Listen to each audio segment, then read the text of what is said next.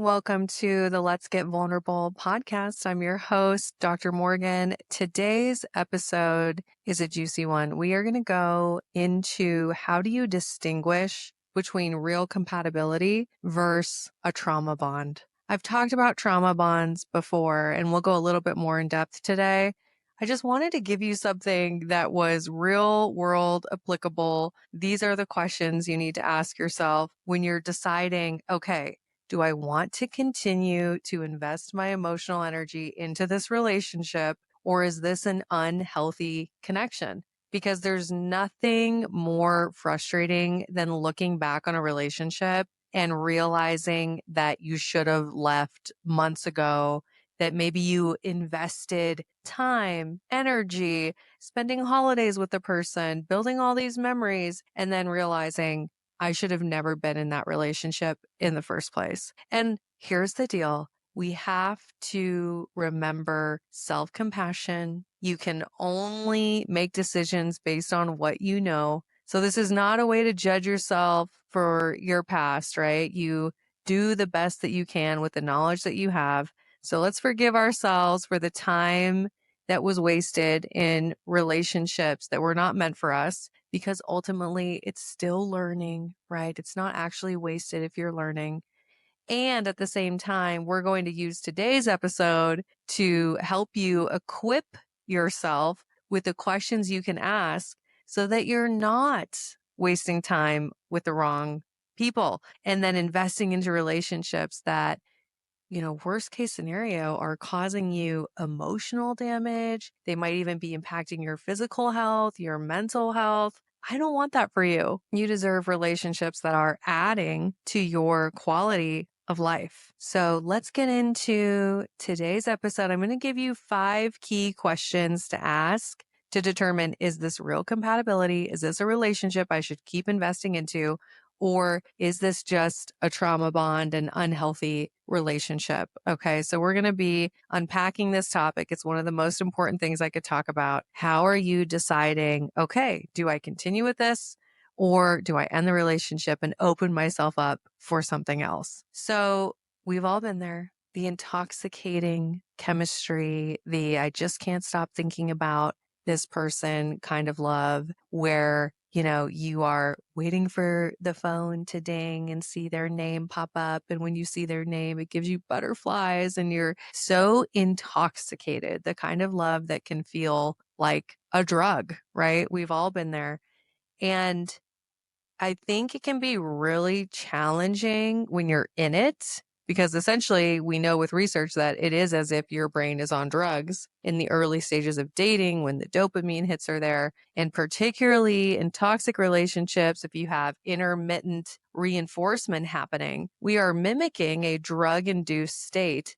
So it can be really hard to navigate this question of, do I keep investing, or is this not a great relationship? That's why having something like this episode where you have the 5 questions is so helpful, so that you have a concrete guide and things you can ask yourself. So first off, before we get into those questions, why does this happen? Why do we confuse trauma with love? I want you to realize this, that your body remembers what love felt like for you growing up.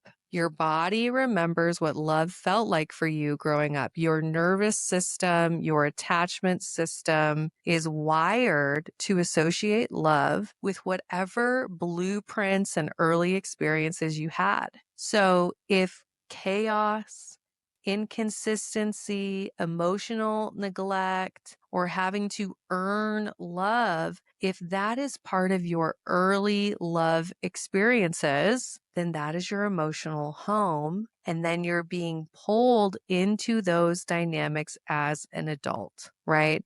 And I think this is where I hope you find this information really empowering, because obviously this is not your fault. You were not born and then decided, oh, let me be raised by caregivers who are really inconsistent and don't know how to validate my emotions and chronically invalidate me. That was not your decision. Okay, so let's just clear that up. This is your survival skills that you learned of, oh, this is how I'm supposed to be in relationships in order to survive. And I think once again, we have to remember when you have awareness, when you then have compassion, and then when you know what to do instead, then you can start to change. So obviously, you're here, you're listening to this episode, you clearly care about rewiring your brain for healthy love. So the good news is that once we have this awareness, we can change, right? We can rewire our brains for healthy, securely attached love that attracts emotionally available partners that actually want to build a relationship with us. We can absolutely do this. It's never too late.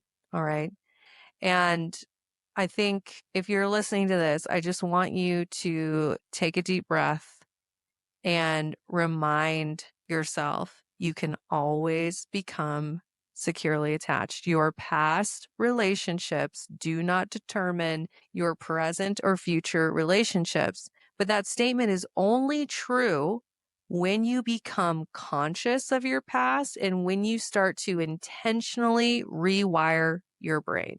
Your past relationships do not have to determine your present or future relationships. But once again, that only becomes true when you're becoming conscious, you're becoming intentional, and you're working on embodying, not just knowing logically in your brain, but actually embodying secure attachment. Okay. And obviously, if that's something you're working on, I do want to encourage you to apply to our Empowered, Secure, Loved group program.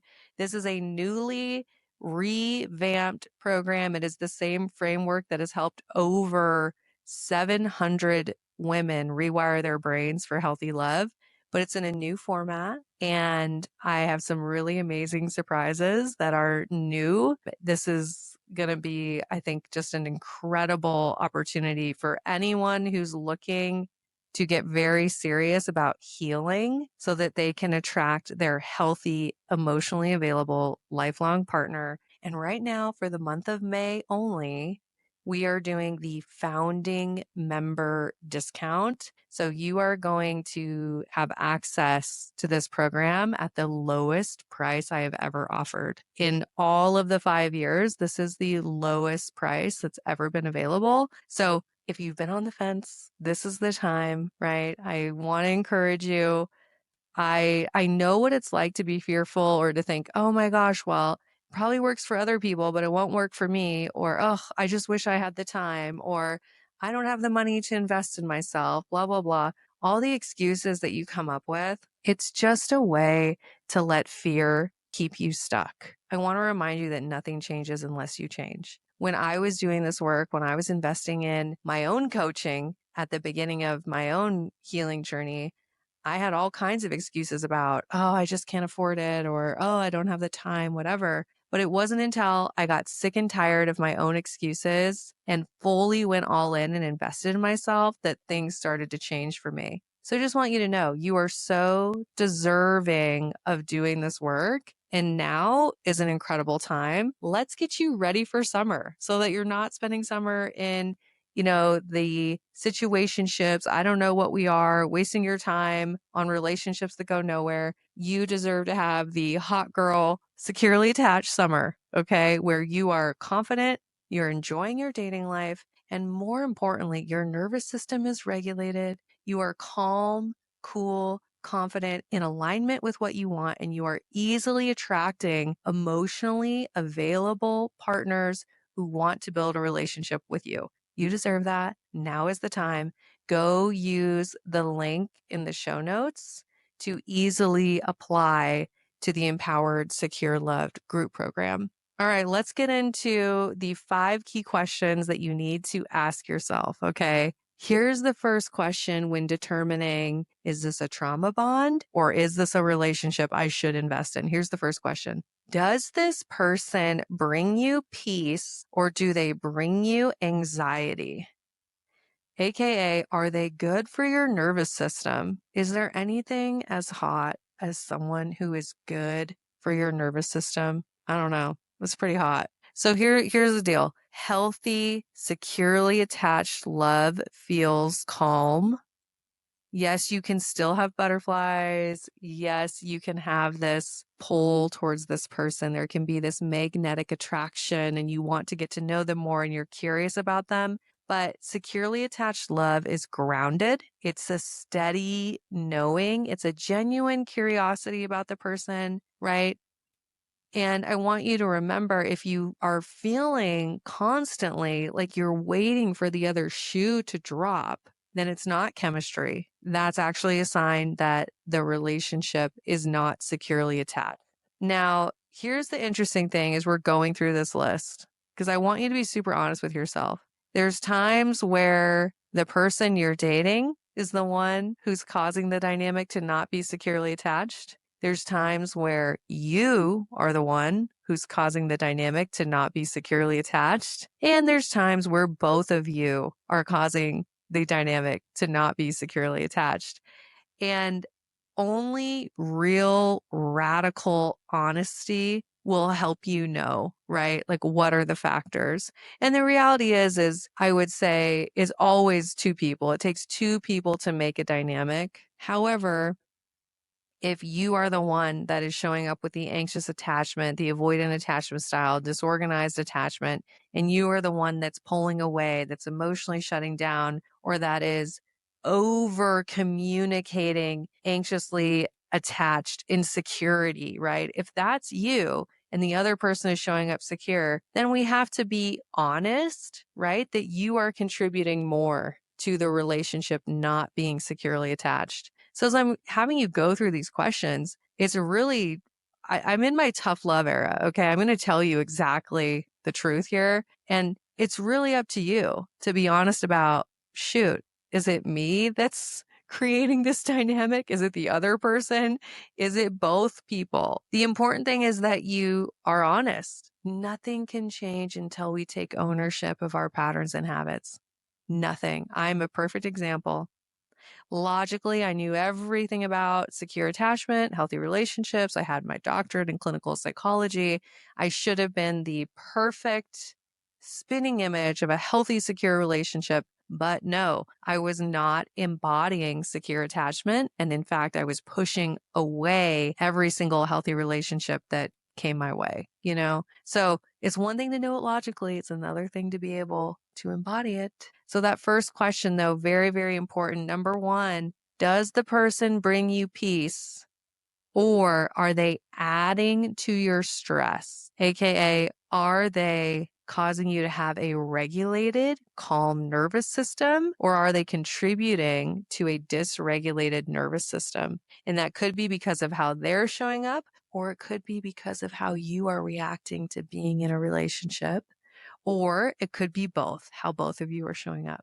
All right, number two, second question. Can you show up as your full self, or do you feel like you're performing? I got to say this, and it makes me emotional to think about it. I don't think I was ever my full self until my relationship with my fiance. I feel really emotional saying that. And that includes friendships, relationship with parents, I mean, I always felt like I had to be a different version of myself in order to be loved, and that I couldn't express my anger or my sadness or any emotions that were too difficult or that could cause someone to feel uncomfortable, right? There was a lot of holding things in, filtering. And when you are in a securely attached relationship, it is an invitation to be your entire self.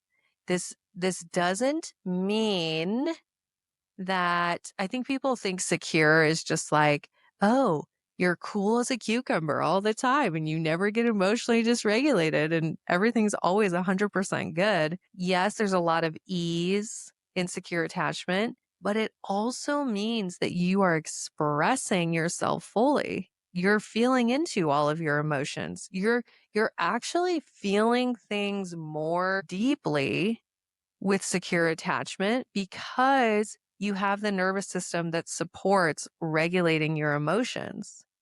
So securely attached doesn't mean that you're not feeling things or that you're not ever expressing things to your partner, it means that you are embodying your full self. You're no longer adjusting what you feel, who you are, in order to feel lovable. You're no longer self-abandoning. You're showing up as your full version of yourself because you know you would rather have someone say, this isn't going to work for me. We're not compatible. You would prefer that over abandoning yourself.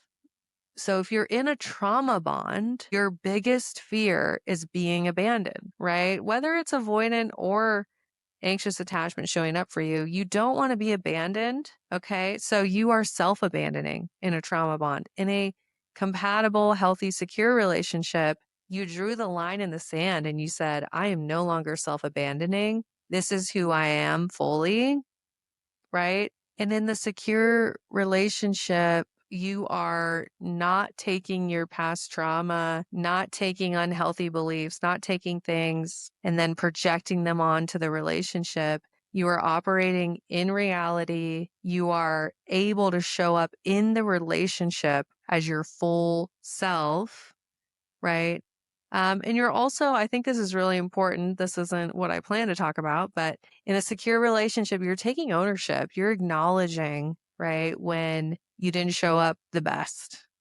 You're taking full ownership for how you're expressing yourself, for when you could have done something a little bit better or a little bit different.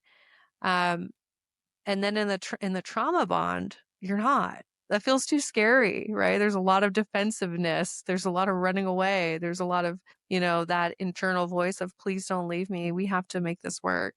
It's, I will do whatever it takes to make this relationship work, right? Um, so obviously, if you can't be your full self, if you feel like you're performing and you feel like you have to do whatever it takes to make the relationship work and you're losing yourself in that process, then you're in a trauma bond. You're in an unhealthy relationship. Secure relationships actually make you more of who you really are.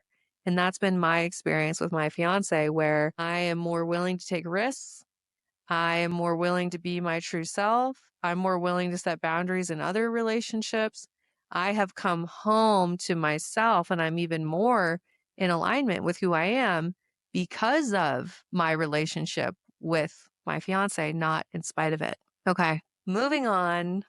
The third question you got to ask yourself, do they meet your emotional bids or are you always chasing? This also goes back to attunement. Is your partner attuned to you? In a trauma bond, in an unhealthy relationship, there's a lot of disconnection. There's a lot of lack of attunement. What does that even mean? When your partner is emotionally attuned to you, they can pick up on your needs. And it's amazing how much of it is nonverbal, right? There's all kinds of studies about this, but with secure attachment, you are tuned into your partner's experience. And yes, it's intentional. It's something you have to practice.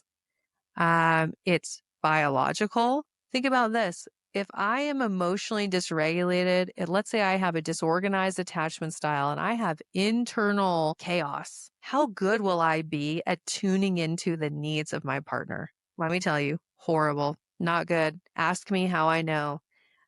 When you have disorganized attachment, anxious or avoidant attachment, your internal world does not give you capacity to then be able to tune in to your partner. Okay. So this is classic of a trauma bond and why these relationships can be so tumultuous, because both people have these internal scripts about how they'll be let down, they'll be abandoned, their partner won't get it. Their partner might be invalidating, right? That's their blueprint for relationships. And then they're in this relationship with someone who doesn't have capacity to really tune into them.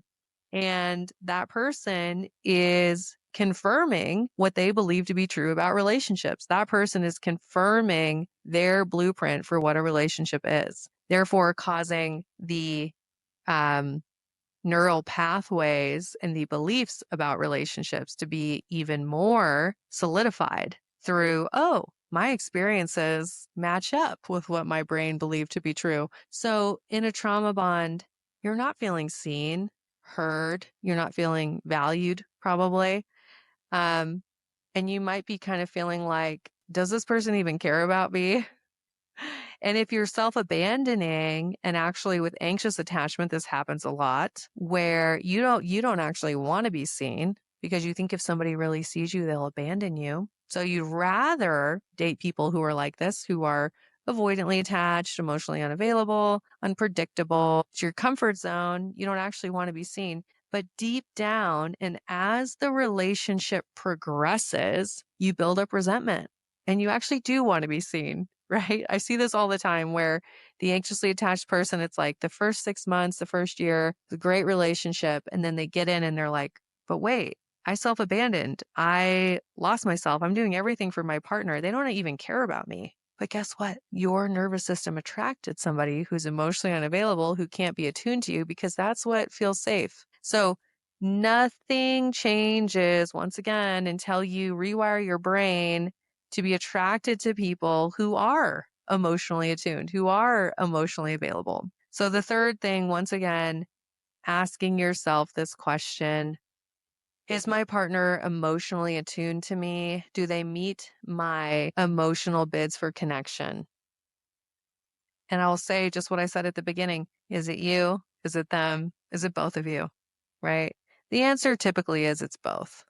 All right, moving on. We have two more questions. I do just want to throw out there, if you're loving this and you're like, give me more, let's go deeper. A great intro place for you would be the private podcast that I just made. If you love podcasts, then you'll love this. It is a 5-part podcast, 5 episodes, where I go really deep on attachment styles and then applying attachment style knowledge to your dating life. And the feedback has just been incredible. People are loving it. They're saying it's helping them so much. And I really made it with the intention of really giving you a great place to start in starting to rewire your brain. Now, if you want to go all in and you're like, okay, I'm done, let's fix this now, I'm so ready, then I would recommend applying to the group program.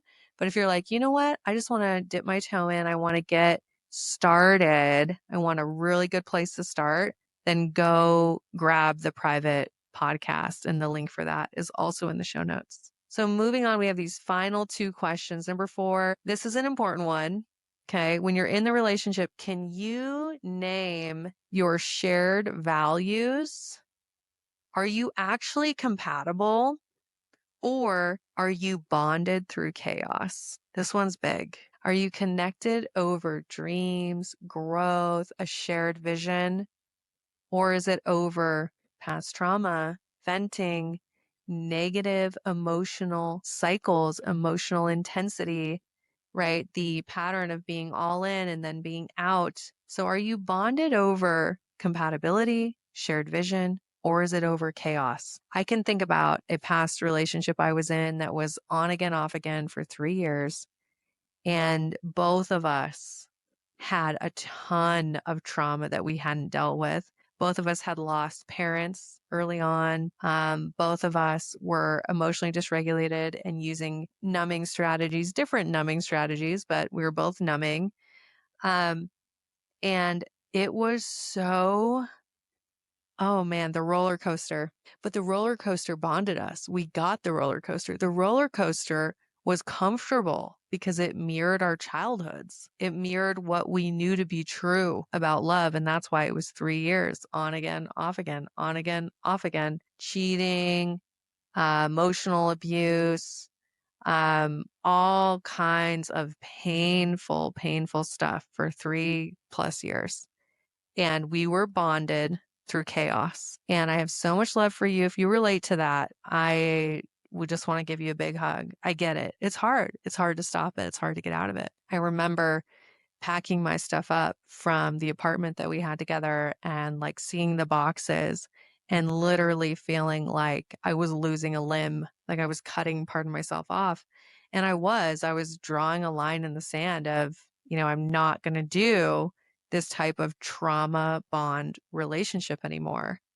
right? But of course, in the trauma bond relationship, when you're the one saying, okay, this has to be done, the other person fights harder, which makes it even harder to leave. That's when they say, I'll do whatever it takes. They do the grand gestures because they have so much emotional pain about abandonment. They don't want to be abandoned again. So then that's when they start really, really showing up. And then you convince yourself, oh, it'll be different this time, right? So I know what it's like to have compatibility that's actually not compatibility, and where you're actually just bonded over the nervous system dysregulation that resembles your emotional home in relationships. And that's not true compatibility, right? That's simply patterns keeping you stuck. All right. The final question. This is an important one. Are you growing with this person? Are you growing? Remember how I said the secure relationship, you become more of who you are? So are you growing together? And is the other person growing as well? Or are you shrinking yourself to keep them? So are you expanding into your best self, or do you feel like you're walking on eggshells? Maybe you're dimming your light. You don't want to make them feel uncomfortable. You're not going after your career because, oh my gosh, what would they think? And maybe that would make them feel uncomfortable. Are you maybe afraid to say that, well, actually, I want to live in XYZ city, but you're not willing to do it because you don't want to lose them? Those are all just examples, but this is a really important question. When we are in a healthy, securely attached relationship, we are not afraid to grow. When we are in a trauma bond, we're afraid to do anything because we, once again, don't want to lose that person, and we have beliefs about how we have to just do whatever it takes to maintain the relationship. So I think there can be so many beliefs about, well, who do I have to be in order to be loved? And one of them can be, I can't grow, I can't change, I can't be too successful. There's things that you feel like you have to give up. In a trauma bond, you're making sacrifices, you're compromising. I don't actually believe that we have to compromise who we are or make quote unquote sacrifices to make a relationship work. I think that's an old way of thinking. I believe in securely attached, healthy, loving relationships. You have a partnership where both people are becoming a better version of themselves. They're becoming the highest and best, most expressed, most creative, most fulfilled version of themselves because of the relationship, not in spite of the relationship. Okay. So it's a trauma bond if you're not growing. If you're dying, you feel like you're dying inside. How many of you have been in that kind of relationship? I know I have, definitely plenty of times where you just feel like slowly over time, you start to not recognize yourself. You start to lose some of your light. You're not really laughing like you used to. You don't even want to hang out with your friends. You just can kind of feel like you are lost, you know? If that's happening, you're in a trauma bonded relationship, not a healthy relationship.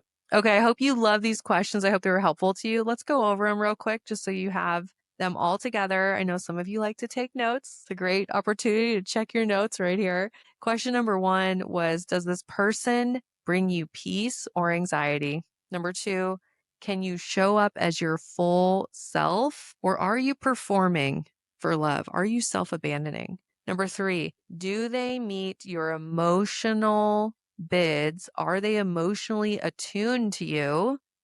Or are you the one that's always chasing them for connection? Number 4, can you name your shared values, or are you bonded through chaos? And then number 5, are you growing together as a couple and as individuals? Are you growing together, or are you shrinking? Keep this person. These are really, really, really helpful questions. I want you to think about these, and I want to leave you with this. If it is real compatibility, then it won't require you to lose yourself. You won't be begging, you won't be performing, you won't be shrinking in any way. Secure love does feel emotionally safe. It feels reciprocal. There is mutual investment. It feels calm. It's not high highs and low lows. It is peace. It is stable. It is consistent. And remember this, if you have experienced unhealthy relationships in the past, maybe trauma bonds or toxic relationships, etc., when you first start to experience secure love, it can feel quote unquote boring. Okay. So realizing this, that you have to rewire your brain and your nervous system to get to this place where you realize, okay, I can be emotionally regulated in love. I can allow myself to receive love. It is safe for me to be connected and to receive love. All right. I am cheering you on.